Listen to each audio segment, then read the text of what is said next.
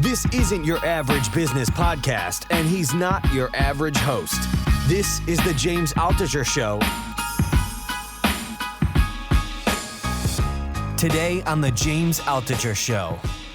Boy, I didn't know there were 19 different intelligence agencies in the U.S. Of course, there's the CIA, there's the FBI, there's the DIA, which is the Defense Intelligence Agency. But there's also stuff like the Geospatial Intelligence Agency, which takes data from space. And then I didn't know how much intelligence is really done by private companies now. And this is a whole new industry. It kind of makes me want to be an entrepreneur in this industry. But Amy Zegart, who is a senior fellow at the Hoover Institute of Stanford, she wrote the book on the state of the universe in intelligence right now. It's called Spies, Lies, and Algorithms, The History and Future of American Intelligence. And it's the book to read and listen about if you want to learn more about this. So I'm glad she's joining me for the podcast.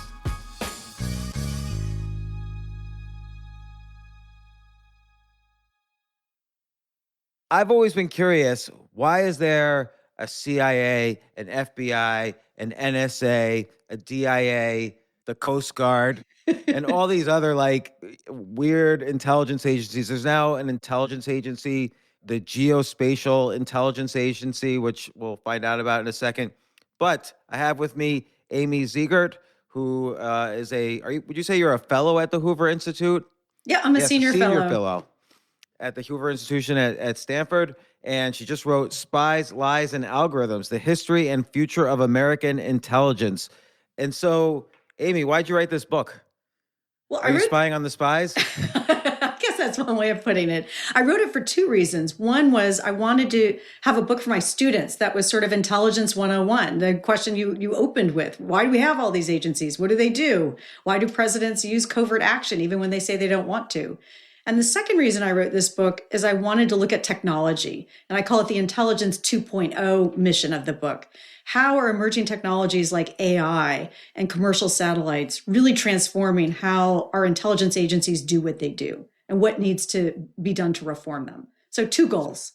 Yeah, and it seems like you made me think about, reading this book made me think about spying and intelligence agencies in a different way. So it seems like there's three components worthy of being interested in. One is, what is intelligence? Like, what does it mean to gather information that may or may not be available about another country or person or company or whatever? So that's intelligence gathering. Then there's, as you just mentioned, there's covert actions. Somebody in a policy field, probably not at an intelligence agency, uses an intelligence agency to take action in another country, like overthrow this government or whatever. That's an extreme case, but do something covert. And then the third thing is, which has been a recent thing, is technology, like using satellite data, using social media, using AI, using cyber attacks and cybersecurity and stuff like that. So it feels like there's these three different legs that this chair of intelligence sits on. Absolutely. And so, you've hit on a really important distinction, which is there's the part of intelligence that's about gathering information. So in its most simple form, intelligence is information that gives policymakers an advantage, right? Any kind of advantage over our adversaries, right? So we know more, faster, better about what may happen, so we can seize the advantage. But then there's a part of the intelligence community that's trying to change outcomes, and that's through covert action. So the CIA is authorized by the president, has to be authorized by the president to undertake covert action. But here's the interesting thing. You mentioned regime change or coups, right?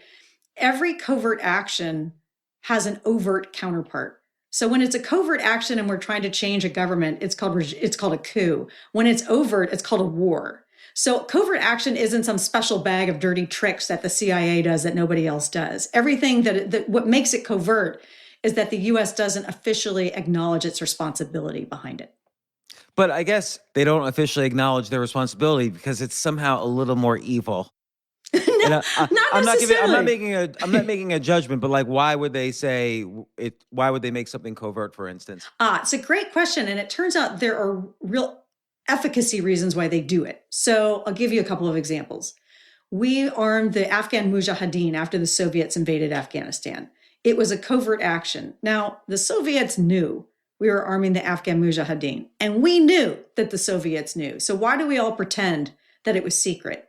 Because we didn't want an overt a Cold War to turn hot, right? So part of the reason why we claim not to have official involvement is to keep things from escalating. Because if the Soviets acknowledged that we were supporting the Afghan Mujahideen, they would have been forced into a corner to maybe escalate or do something more significant. Second reason we did it, third parties often want us to keep it quiet so they help us, so they don't get retaliation by an opponent. So in this case, there were the Pakistanis that helped us in Afghanistan and some other countries, and they didn't want the world to know that they were helping us. And so it helps other countries help the United States by keeping it quiet. And I guess also there might be some situations where we're on both sides of the action. That's possible too, right? So we don't know what's going to happen, and so there's some benefit into playing both sides. Yeah, for either political reasons or maybe even financial reasons. Like during the Iran-Iraq war, were we on both sides a little bit in the 80s? Not so much on both sides, but we were mostly right in support of the Iraqis over the Iranians in the Iran-Iraq war. It's interesting, yesterday's friends can be tomorrow's enemies. And you addressed this also in the book, and we'll get into this, but and this calls into question the whole function of intelligence agencies. How often do we make major moves that are mistakes? And you bring up the example of, in 1998, we were presented with evidence that there were weapons of mass destruction in Iraq, and later realized it was a mistake.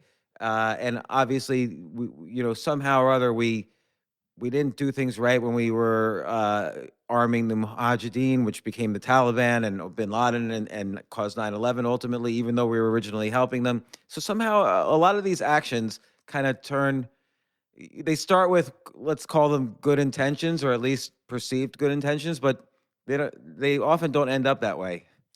Well, part of it, let's take the Afghan Mujahideen, for example. Part of it is history works in mysterious ways. So it's hard to anticipate that arming the Mujahideen would end up morphing into Al-Qaeda and attacking the homeland. So if you rewound the tape, would we have armed the Mujahideen again? Probably yes, because at the time it was a superpower conflict with the Soviet Union. But history has a way of playing out in unintended ways, and there's blowback to some intelligence for sure. But other kinds of failures, analysis failures like Iraqi WMD, like Pearl Harbor, like the Cuban Missile Crisis, really come from often analysis failures. And, when I've done work on the intelligence community for a long time, and I'm always talking about failure. And I have to say that folks on the inside say, when are you ever going to talk about our successes? And what I say to them is, your failures are public, but your successes you don't often talk about. So we really don't know the sort of score sheet about what the CIA and other agencies got right and what they got wrong. Well, okay. Let's talk about this. What are some successes that we do know about, or that you know about? Well, I think the one that the public knows the most about and is most recent is the hunt for Osama bin Laden, right? A 10-year manhunt to find a guy who was doing everything he could to hide. It's actually a remarkable story. And in order to find him, intelligence officials had to throw out all the assumptions they had about how he was hiding, which is how he had always hidden in the past. So bin Laden threw out the rule book of how he used to hide. He hid in a city, not in a rural area. He hid without lots of security. He used to have lots of security. He hid with his family members. He never did that before. And so to actually find this guy after 10 years of hunting him was a remarkable intelligence success.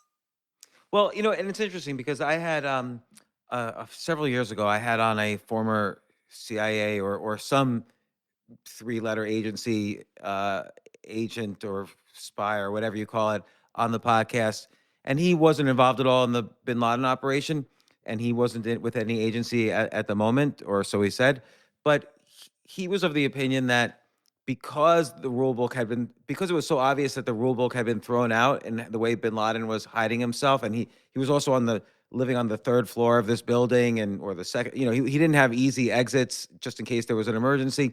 He kind of thought that the real story, and this, I know intelligence agency stories border always on conspiracy stories, and I don't want to go that direction necessarily, but he thought that maybe bin Laden was actually a prisoner, and they decided that his use as a prisoner was no longer needed, and did this operation as a way of cleaning it up. Do you think that has any credibility? No.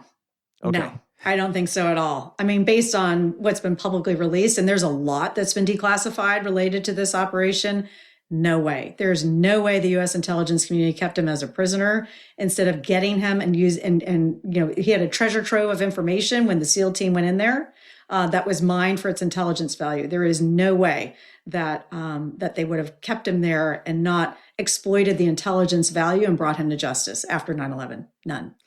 Why do you think they didn't try to bring him to justice, like arrest him and bring him in? Because his intelligence value probably was even greater if we, imprisoned him somewhere. Look, the operation, from what we know, wasn't a killing operation. It was, let's try to bring him in. I mean, our SEAL team members were fired on when they went into the compound, and so it all went down fast, and they killed him in the course of the raid. But it wasn't a foregone conclusion at all. Okay, and then after 9/11, I'd like to think, and I heard just different rumors on this, but I'd like to think that intelligence agencies were very active in stopping the next 5 9/11s for all we know. Do you know of any? Do you know if that is true? Well, I can talk about the things that have been publicly reported. So, I have to be careful here, but we know in 2006 there was the transatlantic bombing plot. You know how when you go to the airport you have to put all of your toiletries in those little bottles in the little bags? Yeah. That came from that plot, which was that's how the explosives were going to be put on board airplanes coming from Europe to the United States. And so intelligence actually prevented that plot from materializing, and that was definitely a major victory after 9/11. So that's one that sort of immediately comes to mind. I think another, just to harp on successes for a minute, successes are often non-events, right? Events that don't happen. Right. And one was, Gaddafi actually gave up his nuclear weapons program. He gave it up, right? He was developing nuclear weapons and he gave it up. And how did he give it up? The CIA played a huge role in developing the intelligence about what he had and actually working with the government to negotiate with him to give up his WMD program. This is very interesting because I have a bunch of naive questions that I've always been curious about that I'd like to ask, and then get into kind of the deeper content in the book. But Sure. But some of these questions might segue into that as well. And the second question will be related to Gaddafi. The first one is, I had a friend who worked for the CIA for a while, and he rose up and rose up and rose up. And then at one point they asked him, hey, we want to send you now on an international operation, and you're going to take on an identity. You won't be able to talk to your family for at least 5 years. Are you okay with that? And so he had to leave the agency because he wasn't okay with that. But does that sort of thing happen? I mean, I trust my friend. Like, it definitely happened to him. But is that a frequent thing? Like, what is that all about? How are you not supposed to talk to your family? Well, so the agency really does leave some discretion to intelligence officers about when they tell their kids and their spouses what they do. So let me back up. There are two major parts of the CIA. One is the Directorate of Intelligence, which is analysts, right? So this is not Jack Ryan going into the field, right, with a gun. These are actually, that's what I want to do.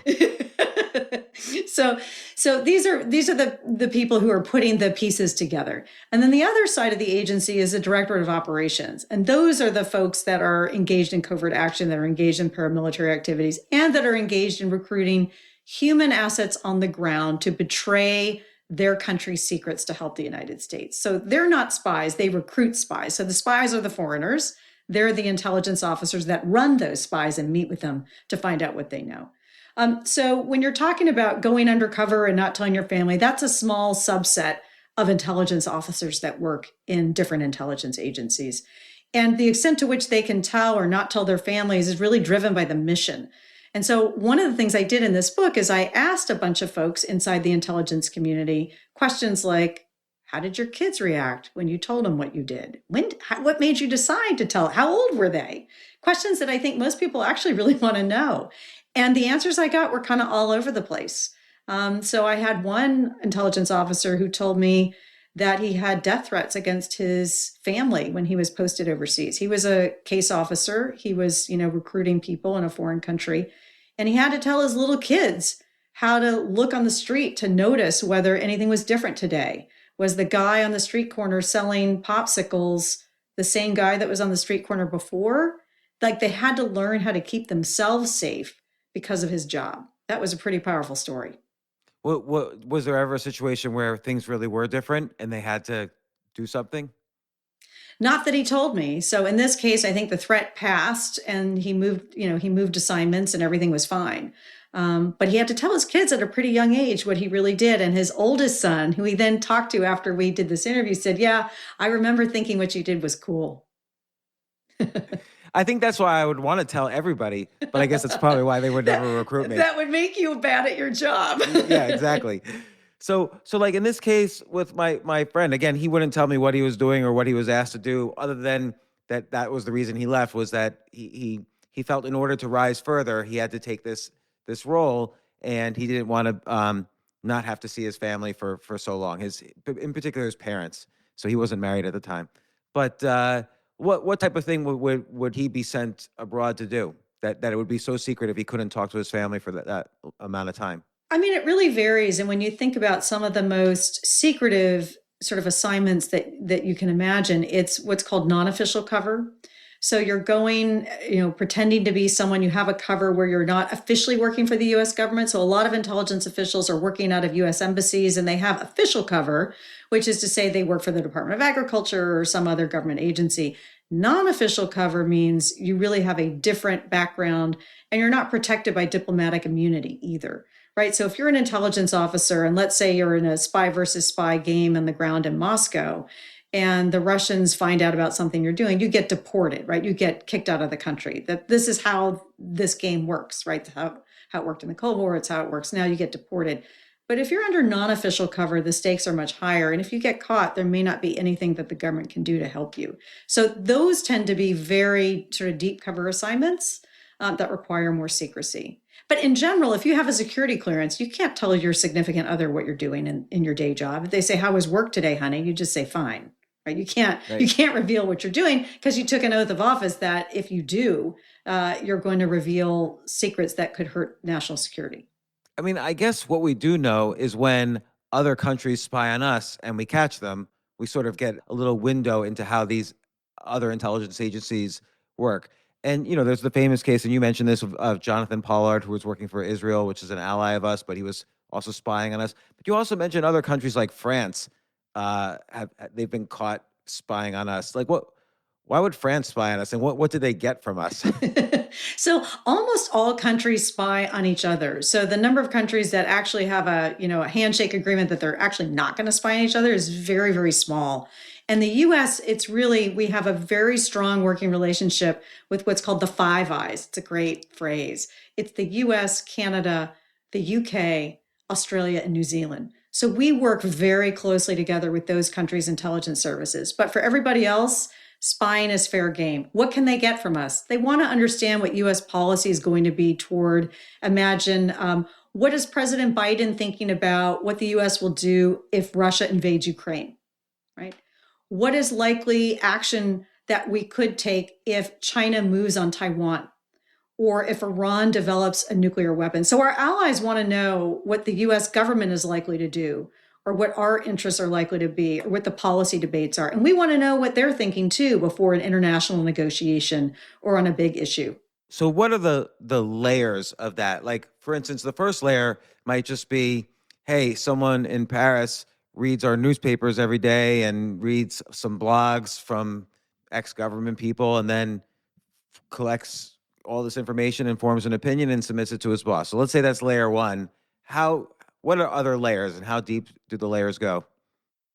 Well, so this world that you just described is changing pretty dramatically thanks to technology. So it used to be that secrets were sort of the foundational layer, and then you'd sprinkle that other stuff on top. And that other stuff would be news reports, things that are publicly available, what people call open source intelligence. It used to be the add-on, the icing on the top. Now it's being reversed because if you think about what's publicly available today that anyone can get their hands on, right? So, we talked about the bin Laden operation. The Pakistani military didn't see US forces coming in that operation, but a local guy did. He heard strange noises outside his bedroom window and he live tweeted the entire bin Laden operation. So think about what you can get just by following Twitter that you couldn't get 10 or 20 years ago. So and even more now, because like the kind of satellite imagery you get from Google satellite, for instance, is probably what the quality of the U.S. government was getting 10 or 15 years ago now is for the consumer. Absolutely. And it's cheap and sometimes free. And so anybody can get this kind of information. So this kind of open source intelligence is now becoming foundational to thinking about how we get insight about threats. That's completely different than it was sort of 20 years ago or even 10 years ago. Right. So what would be like the next layer? Would you try to go to embassy parties and pretend you're with the French embassy and just kind of get drunk with people working for the White House and see what happens? Well, that's one strategy. That's certainly part of it. So I think intelligence folks think about, they're called INTs, or intelligence disciplines. And intelligence works best when they all come together. So you don't want to rely on just one. So there are human sources that might get drunk at embassy cocktail parties and try to pry secrets out of their Russian counterparts, for example. So there's human intelligence on the ground, but there's also signals intelligence. So foreign intercepts of phone calls, right? Or emails that are transiting abroad. And I mentioned the word foreign because many Americans mistakenly believe the NSA is eavesdropping on their phone calls with grandma. They are not doing that. They train their eavesdropping abroad. So there's signals intelligence. There's intelligence that you can get from satellites, not just what you see, but radio frequency emissions that can enable you to detect ships at sea that have turned their transponders off because their radar and their radio equipment actually gives them away. We can detect that with satellites and their RF transmissions from space. So there's that kind of intelligence too. And then there's all the open source intelligence, like what you're posting on social media, selfies, and all sorts of data that's just out there for anybody to use. So when you get into kind of intercepting, let's say, foreign conversations, like how does that work? So let's say someone wanted to intercept, the phone conversation of someone working for Biden who's making a call. What would they do? Well, I don't know technically what they would do because our communication systems are pretty secure, and we have a lot of people working hard to keep them that way. It's why you're not allowed just to bring your cell phone into the White House or your cell phone into the CIA. They make you leave it at the door, right? Or anything that's sort of a connected device like your Fitbit can't take inside. So that's counterintelligence, right? Preventing the other guys from penetrating your stuff. But what you want to do is not just intercept the conversation, because imagine someone's intercepting our conversation right now. They might get the words that we're saying to each other, but they don't know the context in which we're saying them. So they would need to know much more about who are you? Who am I? What are we talking about? What is this book? What's your interest in interviewing me? They need that context to be able to calibrate the conversation that they've just eavesdropped on. So it's not enough just to get the so-called smoking gun communication, the recording of somebody. It takes a lot more digging and a lot more analysis to understand, well, what does it mean? Right. So, but let's say let's say I'm the Russian intelligence agency, and I know somebody has regular meetings with people close to Biden about the Ukraine. So I want to get his conversations, and let's say he uses his cell phone at home, and I pick up these conversations.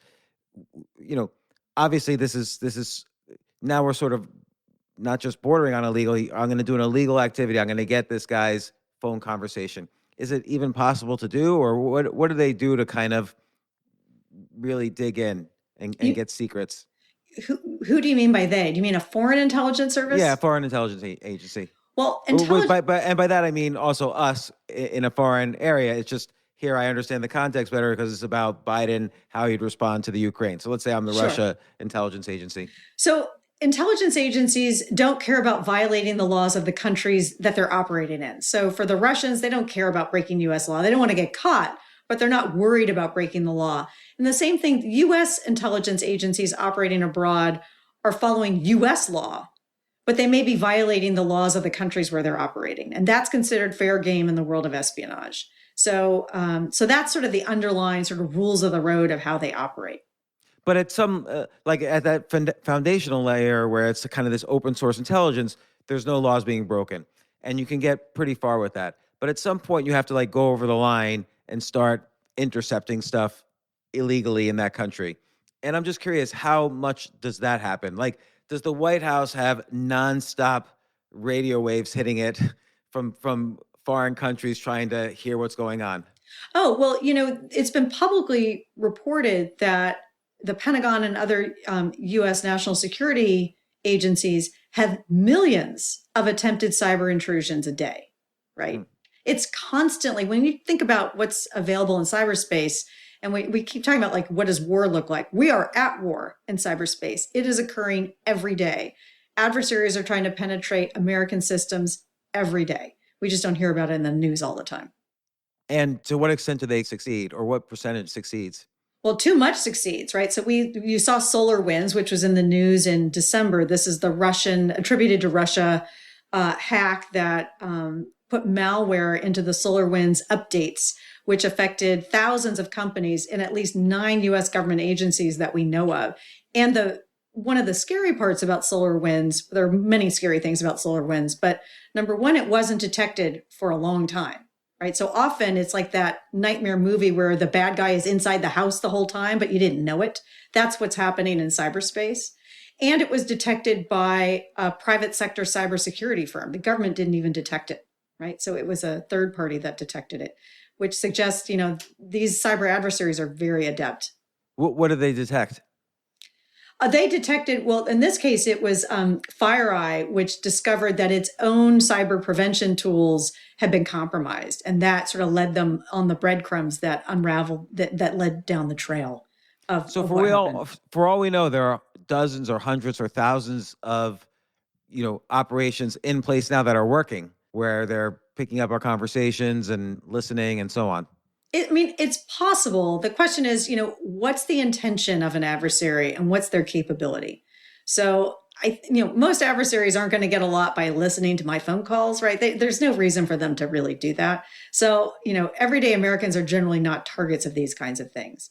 And then a lot of countries or organizations that have the intention to do that kind of thing, say non-state actors, don't have the capability to pull that off. Sometimes it takes a really sophisticated operation to penetrate these, not always, but often it does. So it has to be a marriage of intention and capability for these attacks to be pulled off.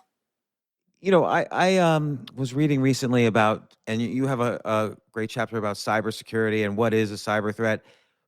Is there a notion of, how like in the 80s there was mutual assured destruction? Nobody was going to drop a nuclear bomb on anyone because of this idea that if you drop one, then the whole world's going to get nuked. So it was this mutual assured destruction implicit policy. And I read recently there's something kind of similar with cybersecurity, that if we just shut down Russia or China, they probably have the capability to do the same thing to us. Like if we just shut the electric grid of China completely down, they could probably do it to us. Do you think our capabilities and their capabilities are that sophisticated? I mean, I'm not on the inside to know exactly what our capabilities are, but from what people on the inside have told me, we are the most sophisticated cyber actor in the world. But, and this is what you alluded to, we're also one of the most vulnerable countries in the world. So one of the things that makes cyber so vexing is that power doesn't protect us like it does in physical space, right? So it used to be, if you had bigger armies with better forces, you were more protected from the bad guys. And geography protected you too. But in cyberspace, that's not true. We're incredibly powerful in cyberspace, but we're vulnerable because we're so digitally connected. So when North Korea hacked Sony Pictures because of that movie, The Interview, the Seth Rogen comedy, right? It became a national security incident. But when North Korea's internet went down, and it did shortly thereafter, maybe because of something the US did, nothing happened because North Korea only had 28 websites, right? So North Korea is one of the poorest countries in the world. That's why we're much more vulnerable in cyberspace than some of our adversaries are. How do they get good at cybersecurity? Like, how could they hack anything, North Korea? They never leave their country. I know. They have remarkable technical capabilities in nuclear weapons, cybersecurity, and stealing cryptocurrency. Go figure. I guess they send some kids abroad for school. They threaten their families if the kids don't come back, and kids get training. The best of the best get training, and then they go back to North Korea. They're also in the wild west of cyberspace. There are all sorts of guns for hire, right? There are cyber proxies. There's a whole ecosystem of businesses where you can, get people to write you malware and send you what are called zero-day vulnerabilities. These are vulnerabilities in code that the developers don't know. You can buy them on the black market. So there is a whole sort of dark commerce system for nefarious activities in cyberspace. And what part of the U.S. intelligence services is trying to monitor those black markets? So there are a number of different parts of our intelligence community that do that. One of the most interesting parts of it is, the National Security Agency is dual-hatted, is what it's called. The head of the National Security Agency, which collects foreign signals intelligence, is also the head of United States Cyber Command. That's the military command that's responsible for defending and attacking in cyberspace. So you can see there is a tight connection between our ability to gather information and to use it to defend ourselves and to wage offensive cyber operations. So they're very attuned to what's going on in cyberspace, but they're not the only ones in the intelligence community doing this kind of, sort of understanding what cyber capabilities there are.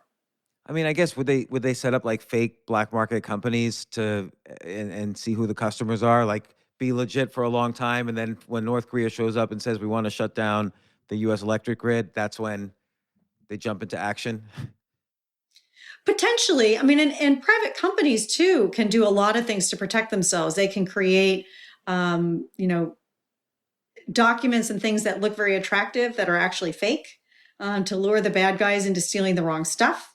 So it's not just defending. You can use deception if you're a private company to protect yourself as well. So there are a number of things that, one of the things about cyberspace is that the government doesn't protect us in the way that we expect the government to protect us in the physical world, right? If we have a break-in in our neighborhood, we call the police. If someone is invading with tanks in our country, we call the military. But who's protecting you and me from cyber attack, right? Who's protecting big companies from cyber attacks? It's not really clear. That's a huge problem that the government's trying to figure out how to work its way through. Wow. And how do you think they'll figure it out? I think what we're seeing in the Biden administration is a move toward having the Department of Homeland Security play a much bigger role. So if you've seen these public service announcements about there's a huge vulnerability in, fill in the blank, you need to patch your Microsoft Office today. That's often coming from an organization called CISA, which is in the Department of Homeland Security. They're working much more closely with the private sector and the public about prevention, defense, and response in cybersecurity. But just to give you some sense of, how much room we have to improve, there are, I think, roughly 10 times more people that are National Park Service employees protecting our nation's parks than there are people employed in this one agency in the Department of Homeland Security that's trying to protect our companies and people from cyber attacks. So we have a long way to go. Parks. we gotta stop being hacked.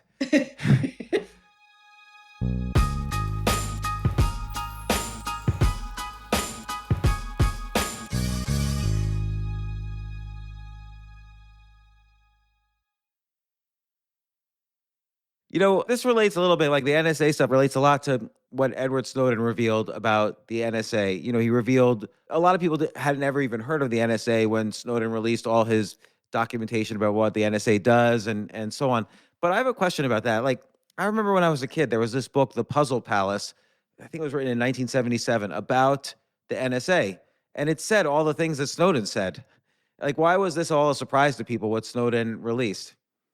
So I think there are two parts to that. One is that the specifics that Snowden released were about very sensitive, highly classified, and relatively new programs after 9/11 that were not publicly known before. So some of what he revealed in terms of the specific programs were both incredibly damaging and surprising to people who weren't read into the programs, who weren't cleared to hear the programs. But the second piece of that is, why don't people know about the NSA more generally? The Puzzle Palace is a great book. There have been some other terrific books written about the National Security Agency. The agency in general is one of the most secretive of the U.S. intelligence agencies. In fact, the NSA, the joke is it stood for no such agency because the government wouldn't even acknowledge it existed for a long time. And I think that came back to bite them after 9/11. They held so much secret that when some of these programs by Edward Snowden were revealed, it generated scandal and controversy. Had the NSA actually said, we want to do some different programs that are looking at transmissions between domestic and foreign terrorists, I think they would have gotten more public support. And I think they wouldn't have been engaged in such a tremendous scandal as they were. What's the link between the private sector and the intelligence sector. So I'm thinking more maybe historically, like in the 50s or 60s, it seems like if you were an executive at a big corporation and you happen to be, working out of Warsaw or, Vienna or something, there was a decent chance or some chance that you could also be an intelligence official, also working for like an RCA or a Raytheon or whoever. Do you think there was a big linkage between the private sector and intelligence? I think in some cases we know there was, right? So one of my favorite real life examples from history is this incredible operation called Azorian, which was there was a Soviet nuclear submarine that mysteriously sank in the Pacific. And the CIA, it's now been declassified, launched a covert operation to retrieve this sunken submarine and its nuclear secrets, really important in the Cold War, without the Soviet Union knowing it. And how are they going to do this? And so it's an incredible story. And one of the people who played a pivotal role in this operation was Howard Hughes. So a private businessman. And so he was the front. So he had this deep sea mining vessel called the Hughes Glomar Explorer that was in fact not a deep sea mining vessel, but a custom made vessel designed for hauling this Soviet nuclear submarine off the ocean floor, which had never been done before. So it's a great example of how a private citizen actually played a really important role in a covert operation. So there have always been these sorts of connections between the private sector and the intelligence community. But now what's happened, because of technology being so important in the world, companies like Google and Facebook and Twitter and high-tech startups that are generating new discoveries in AI and quantum computing, they have to coordinate more and interact more with the intelligence community because the intelligence community needs their innovations in order to do their jobs better. So they have to have a better working relationship today. Like, how does that work? So let's say the CIA wants some information. Do they call Google and say, hey, this is what we need. We need to see everything, Putin is Googling today. And is Google, what can Google provide? What does Google provide? Like, what information does Google have that intelligence agencies don't? Obviously, they have a lot of information. And then to what extent do they use AI as well to parse through this information? So each agency is different, and those relationships are really determined by, number one, what are they legally required to provide, right? So some companies don't want to do anything more than the bare legal minimum, depends on the company. And second, what's the issue involved? So if it's about things like sex trafficking of children, right? A lot easier to get every company to participate in giving information to law enforcement to help prevent that. So, but these companies have different incentives and different interests at play. So in the case of Google, for example, they have global markets, they have global customers, they have global investors, they have global employees. So there are reasons why they're not just going to open the doors and say, US government, come on in and take whatever data of ours that you want. They're not going to do that. And there are some understandable reasons why they're not going to do that. Imagine if they had to do that for every country in the world too, right? Where China is now saying, you need to give us all the information you have on dissidents that have Gmail accounts, for example. So it's a delicate relationship, the cooperative relationship between intelligence agencies and these private sector firms. Some of it's done in public, a lot of it is done quietly and in private. But like, what does Google have? Like, what can someone get from Google if you're an intelligence agency? Well, I mean, I think it's, you can see it pretty easily if you search for things that you want to buy. For example, if you have a birthday coming up and you're searching for something, what does Google know about you? Google knows a lot about you. Google knows your internet browsing history.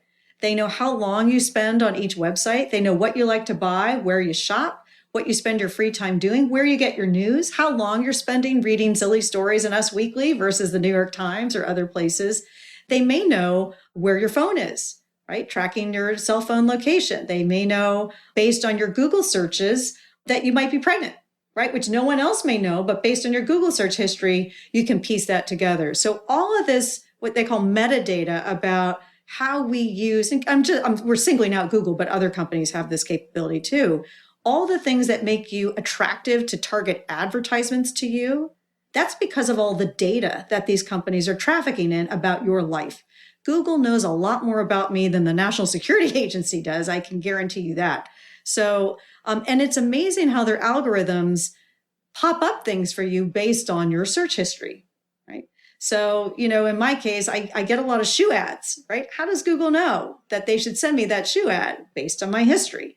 So, and in some cases, I have a family member who, after the Capitol riot and insurrection on January the 6th, really wanted to learn what happened and started doing deep dive research on Google about what happened. And by the end of a 24-hour period, he was getting targeted ads for body armor because the algorithms thought he was a right-wing extremist that wanted to protest against his government. One day. Wow. So, so let's say the CIA calls up and say, listen, we think so-and-so's a terrorist. We want to know what you think, Google. Can you give us an update on this person? Does Google know? Does Google respond?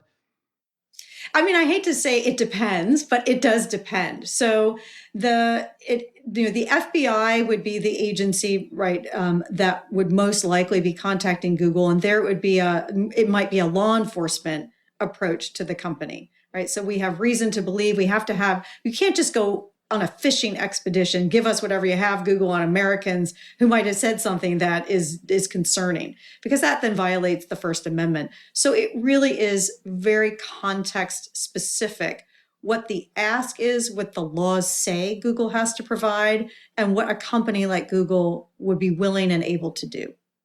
But I feel like it's interesting because I feel like, as you mentioned, we have the power now to be our own intelligence agencies, really. Like Google, like you say, knows more about people than intelligence services. So would there ever be, and again, Google in quotes, like you said, there could be many other companies, but would there ever be a time when Google proactively says, look, here's our monthly list of who we think are the top 10 candidates to be terrorists? Here it is. Well, I mean, we do see proactive work on the part of private sector companies. So in the case of the 2016 Russian election interference campaign, how do we know that Russians were masquerading as Americans on Facebook? Facebook, right? The US intelligence community didn't detect it. They didn't go to Facebook and say, hey, you've got a problem on your platform. These are Russians based in St. Petersburg on these Facebook accounts, not Americans.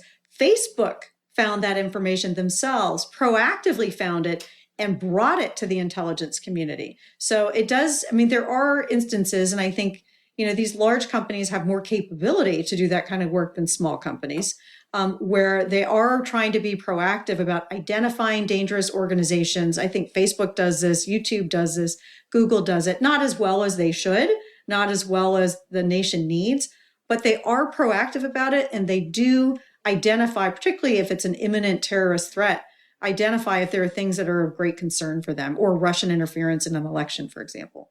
And like you said earlier, we don't really know the events that didn't happen because they were stopped. But do you think there was ever a time when one of these big companies were able to stop a major event because they informed intelligence agencies of emails they saw going through, and AI helped them analyze, what were relevant emails and so on? I mean, I really couldn't speculate about whether it's ever happened or not. I wouldn't be surprised if it has. And so, I mean, when you were writing this, like, what surprised you about our intelligence agencies? What was interesting to me was their poor ability on forecasting. And you have this section on Philip Tetlock, who is well known for his research on people's ability to forecast. It's basically nil without some training. But it turns out that applies not only to people on CNBC, but it also applies to intelligence officials. Right. So I think, so you've hit on one of the surprising things, which is how much intelligence failures really stem from basic forecasting weaknesses that all humans have. So the biases we have, I was just talking about the Super Bowl, right? How am I going to predict the winner? I'm completely biased, right? I'm going to pick the Bengals to win because I have optimism bias that the Bengals are going to win. Are you from Cincinnati? I mean, I grew up in Kentucky, so the closest NFL team was the Bengals, and I would go to some of the games. But optimism bias affects intelligence officials too. One of my sort of favorite biases that I find fascinating is something called the availability bias. You probably know this well. And this is that we tend to think things that we can remember really well are more likely to happen in the future. So why are Americans so freaked out about shark attacks? Even though you're more likely to die by a car accident, 60,000 times more likely to die by car accident than shark attack, because the media is obsessed with shark attacks. And so we can easily remember a story about shark attacks. So we mistake the probability of a shark attack in the future based on our ability to remember it. This kind of thing affects intelligence analysis a lot too. So I'll give you an example, a concrete example. In the hunt for bin Laden, there's this famous meeting of intelligence officials and President Obama. And he goes around the room and he says, we have this intelligence that there's this guy called the Pacer in a compound in Pakistan. What do you think the odds are that the Pacer, right? They have no DNA evidence. They have no physical sighting of him. What do you think the odds are that it's bin Laden? And it goes around the room. And the estimates range from 40% that it's bin Laden to 95% that it's bin Laden. These are all smart people. They've all read the exact same intelligence information, but the range went from 40 to 95%. Why? Availability bias, right? So they were couching their probability estimates, 40% or 95%, based on their recent experience. People who had more recently come off intelligence counterterrorism successes tended to have a higher estimate that they were going to be right with bin Laden. People who had lived through Iraq WMD and the intelligence failure that constituted were at the lower end of that spectrum of probability estimates. So we're all human, and we have human mistakes in our brain wiring, and that affects intelligence analysis too. So as these we've been veering this discussion more and more into the technology, because it seems like human operations, while they're kind of the stuff of which movies are made, what's happening now, like you say, we're at war right now because of cyber attacks and cybersecurity and so on. A lot more of this is heading into technology, as well as satellite imagery and the sophistication of that, and AI and its ability to analyze like trillions of bits of data that in ways that humans can't. So the future seems scary because you can't really stop this. Let's say Russia can shut down our electric grid if they want now. It'll soon be the case that every school kid will probably be able to shut down our electric kid, from all around the world. And maybe yes, maybe no, but some cataclysmic event could potentially be done by someone relatively irrelevant just because of advances in technology and how these advances are not distributed evenly. Like an advance could happen in China that doesn't happen here, and so they'll be capable of doing something that we're not even aware of. Like, to what extent are we just doomed right now? Well, I try to be optimistic. I think that, with all technology, there's promise in new technology and there's peril in new technology. That's always been the case, right? So cars transformed our economy. They also enabled new kinds of theft, right? Armed robbery with cars that are getaway cars gave rise to the FBI, right? So there's always a dark side and a positive side to any new technology. When you think about AI, for example, imagine the medical breakthroughs we could have with artificial intelligence, being able to develop, for example, a new antibiotic, which happened just a few years ago, faster and better than humans could. Being able to piece together different parts of data so that early whether you have a fatal disease that you would never have known before because of these micro pieces of data that together actually are really good indicators. So I think there's real promise for breakthroughs in health, breakthroughs in productivity, in sort of the human condition, our economy, our global economy. But there is a dark side to AI as well. And when I think about what that dark side is, I'm really worried about crisis management. So think about crises that we've lived through in our lives and how hard it is for humans to manage them when they know the other side is a human. Now imagine that the other side is using AI to help them make decisions that we won't anticipate. That's when things start to get really hairy and crises can spiral out of control. So we nearly went to nuclear war in 1962 in the Cuban Missile Crisis, and that was Kennedy talking to Khrushchev without AI. Now imagine machines have a greater role in this kind of decision-making and automatic firing and all the rest of it. It makes crisis management much more fraught, I think, than it has in the past. So I catastrophize for a living. That's kind of, I think about scary things all day. But at the end of the day, I think technology can help get us out of the problems that it's also getting us into. Right, but I remember visiting a cybersecurity once about a decade ago, and they were trying to prevent bot armies from invading corporations. Would set up software for corporations so they wouldn't get invaded by these bot armies coming from other countries or other companies or whatever. And one thing they said to me was is that the bad guys are always going to be better than us. Because they're it's one thing. People say the best defense is a good offense, but the people who are truly offensive are probably better at offense than we are. We're just Well, trying to defend well, mostly. I agree. And, there's the old saying, right? The bad guys only have to be successful once. We have to be successful every time when you're playing defense. So I think you got to change the game. When offense is favored, you have to change the game you're in. And the way you change the game is, yes, you have to defend as well as you can, but you have to be able to be resilient. So even if they get through, are they going to steal the crown jewels that you have in your company or your organization or your agency? And even if they do that, or they take down the grid, do we have backup systems that aren't connected to those primary systems so that we can rebound and recover more quickly and ably than we could before? So resilience is about bouncing back after an attack, not preventing every attack from getting through. And I think we have to have a different mindset about how to think about our cyber effectiveness in cyber attacks. The bad guys will get through. The question is, how do you operate while you're infected? How do you operate after you've been attacked? And how do you recover quickly?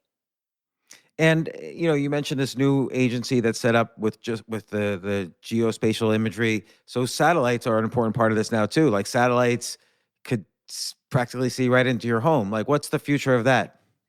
So the satellite revolution is amazing. So it used to be in the Cold War that really only superpowers could launch billion-dollar spy satellites, and they were about the size of a bus. Now you're talking about hundreds of thousands of dollars, and satellites are the size of a loaf of bread. And so what does that mean? Well, the new capabilities with commercial satellites really come into sort of four different buckets. One is there are more of them. And if there are more satellites, it means they can fly around orbit faster every day. So you can get revisit rates over the same territory multiple times a day. So if I want to know, I think there's a terrorist training camp, right, somewhere in Syria, I can get almost a moving picture in the course of a day because the satellites are flying over it so frequently. So think instead of one snapshot every few weeks, I get a moving picture in the course of 24 hours. So frequency, big difference with commercial satellites today, which gives you a dynamic view of changes in the world, including like climate change, for example. The second real advantage is resolution. So you mentioned, you can see stuff like very small items. Now there's a commercial satellite that offers resolution so sharp, you can see the signs on the runways of an airport from space, right? That's incredible, right? You can detect different types of cars from space. So resolution is a really vast improvement over what it was even 15 years ago. And then there's something, I'm going to get a little geeky here for a minute because I've just been learning about this stuff, is, what's the sort of spectrum? So we talked about what you can see, like what's a picture, but there's also infrared and there are radio frequencies that give you visibility into all sorts of other things that people are trying to keep secret that are now visible because you can detect them from space. So, we know infrared from the movies, right? So you have your infrared signatures. So even if it's not in the visible spectrum, satellites can detect all sorts of things from space and put this all together. And you have this sort of treasure trove of new data that anybody can use. Yeah, and again, it seems like not only the intelligence agencies could use a lot of this data, but anybody can. Some of this data is very publicly available. And you do see, like, I don't know if you're familiar with a company like Stratfor, for instance. You do see these like companies that are set up to be almost like mini, commercial intelligence agencies that people can subscribe to see what's going on in the world. And how accurate or even better are those companies? It feels like there's entrepreneurial opportunities right now in the intelligence space with so much data available. There are huge opportunities in this space. And again, it's classified, but from what I understand, that spy satellites still have greater capability than commercial satellites, But that gap is really narrowing. And so you have a number of companies that are producing not just the raw data, but analysis of that data. So, the National Reconnaissance Office is paying hundreds of millions of dollars a year for information coming from commercial satellite companies. And so I think there's a recognition that the government doesn't have to do it alone and can't do it alone. And there are all these other companies out there that are gathering data that can be incredibly useful. Here's another example that recently came to light. So a few months ago, there was a story in the Washington Post, and it's been carried elsewhere, about the discovery of hundreds of Chinese nuclear missile silos, previously unknown, or at least unacknowledged by the Chinese. How were they discovered? Non-governmental researchers using commercially available technology, open source intelligence, revealing the existence of these ICBM silos. What did they do to identify them? So looking at patterns, one of the things is, government organizations have standard operating procedures, which means that silos are usually built in the same way, right? Because there are efficiencies. If your silo always has the same kind of fencing around it, or has the same kind of land leveling, or has the same kind of design. And so because government organizations, like all organizations, like to do things in standard operating ways, you can hunt for things like that. So there are signatures that you look for. What does a silo field look like? Well, there are other silo fields that were known. So when there was commercial satellite imagery over particular areas of China, it was detected by people who spend a lot of time. They're pretty avid, these nuclear detectives, looking for evidence of, is there something new going on here? And they found it. And I guess related to this, what do you see as the role of crypto and intelligence agencies? Like right now, it seems like, let's say you used to pay off warlords with cash. Now, you'd have to carry that cash to whatever country you're paying people off. Now you could just transfer crypto and nobody knows about it because of the privacy aspects of cryptocurrencies. So crypto works both for the good guys and the bad guys, right? So it's not a surprise North Korea likes cryptocurrency a lot too. They like to steal it. They like to use it. A lot of bad guys like cryptocurrencies, not just good guy investors. So it works both ways. And we've seen also recently with Colonial Pipeline that just because someone's using cryptocurrency doesn't mean that they're totally anonymous. There are points in the process where others can figure out who you are, right? When you convert that crypto to real money, there's a possibility for others to find out who you are. So it's not as fail-safe as people think it is in hiding their identity. Right, but it's probably a good way, though. It's probably better than cash, though. It's probably better than cash, you're right. Just because it's probably easier to transfer and it is a little bit more private. Like if someone brings in $10 million of cash to a bank, that's going to be a news event. Whereas crypto never has to go into a bank. It could just stay, now some of these decentralized exchanges are giving you credit cards. So it never has to go into the mainstream system, really. Right. And you're not going to trip any wires by depositing $1 million in cash in your bank account, right? Right. So I wonder to what extent, like the CIA and these, outward facing agencies, are using cryptos at this point. It's a great question. I don't know the answer to that. I'll have to research that for my next book. Yeah, that would be a good book because I've had some former agency members allude to the fact that maybe crypto is being used quite a bit, in order to make payments or transfer money or whatever. So look, Amy Zegart, such an interesting book, Spies, Lies, and Algorithms. I would say the last book that gave me so much information about, American intelligence was The Puzzle Palace, which was written in 1977. So I learned all about the NSA. I was like a 10-year-old kid. But now I feel I have a much better understanding of what's actually going on in America in the intelligence industry. And thank you for answering all my kind of just dumb, naive questions. They were awesome questions, and it's such a delight to be on your podcast. Well, thanks, Amy, and you're welcome back anytime. Come back on for the next book on crypto and intelligence agencies, or we didn't even talk quantum computing and intelligence agencies. But the reason we didn't is because I don't believe that's in the near future. Do you get a sense that quantum computing is something that is going to be used in the near future? Depends on how you define near future, right? So I think it's certainly an over the horizon capability. I think not in the next couple of years. But if it does become reality, it means that our data and our encryption can be broken. So the consequences could be pretty serious.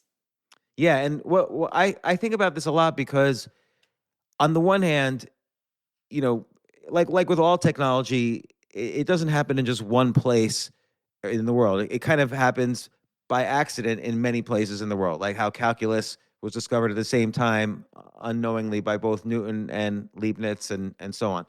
But if somebody is even just a second ahead of somebody else in quantum computing, that's game over for the banking system, for instance. Right, that's true. And I think you've hit on such a crucial difference today compared to the past, which is speed. Whoever gets these innovations faster is going to gain the advantage. And speed is not years. Speed could be months. Speed could be milliseconds. Yeah. Well, on that note of optimism, okay, we got to. You're an optimist. We have to end on a note of optimism. What's your optimistic conclusion from all of this? My optimistic conclusion is that I think it's never been a more exciting time to be involved in national security. And I'm teaching this class based on the book at Stanford in the spring.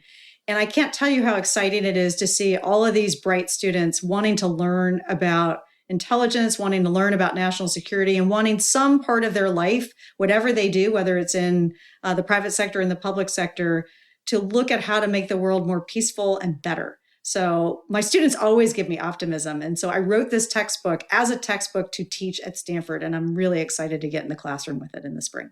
Well, this did not read like a textbook, so I'm very impressed. But okay, here's the last dumb question, and it'll be the last question. If you were to work, clearly you're interested in the intelligence agency industry.